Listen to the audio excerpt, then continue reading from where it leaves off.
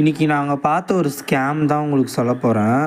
1 kilo மாம்பழம் ரூ. 200 அப்படின்னு சொல்லிட்டு எங்க வீட்டுக்கிட்ட வந்து வித்துட்டு வந்தாங்க. இந்த மாம்பழம் பார்க்கறதுக்கு ரொம்பவே சூப்பரா இருந்தது. அவங்களே என் கண்ணு முன்னாடி தான் எடுத்து எடுத்து போட்டாங்க. நாங்க வந்து சரி நல்ல மாம்பழமா தான் இருக்கு அப்படின்னு சொல்லிட்டு நாங்க வாங்குனோம். வாங்குனதுக்கப்புறம் பார்த்தீங்கன்னா தான் பார்த்தா, இந்த மாம்பழம் இப்படி இருக்கு. இது வந்து இந்த 1 கிலோ மாம்பழத்தில இந்த ஒரே ஒரு மாம்பழம் தான் கொஞ்சம் பரவாயில்லையா இருக்குன்னு சொல்லிட்டு நாங்க அப்படியே வச்சிருக்கோம். மிச்சம் இருந்த எல்லா மாம்பழத்தையுமே நாங்க வந்து தூக்கி தான் தூரம் போட்டோம்.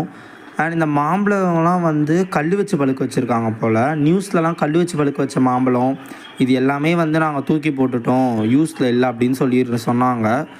ஆனா இப்படி இருக்கிற இந்த மாம்பழத்தையும் வந்து நெறைய பேர் ஸ்கேம் பண்ணி விக்கிறாங்க. சரி மாம்பழ சீசன் இந்த கொஞ்ச நாள் தானே அப்படின்னு சொல்லிட்டு நம்மளும் ஆசையா வாங்கிர்றோம்.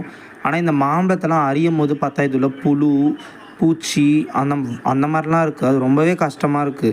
இந்த மொனையில வண்டு உள்ள நுழைஞ்சு போயிருக்குங்க. நாங்க வாங்கிட்டு வந்த ஒரு மாம்பழம் அரிஞ்சோம். அத அப்படியே தூக்கி தான் போட்டோம். இப்ப இந்த மாம்பழத்த அரிஞ்சா தான் இந்த மாம்பழத்து உள்ள என்ன நெலமைன்னு தெரியும். ஸோ எல்லாரும் நீங்க மேங்கோ வாங்குறீங்க, மாம்பழ சீசன் அப்படின்னா கொஞ்சம் பார்த்து விசாரிச்சு மேங்கோ வாங்குங்க.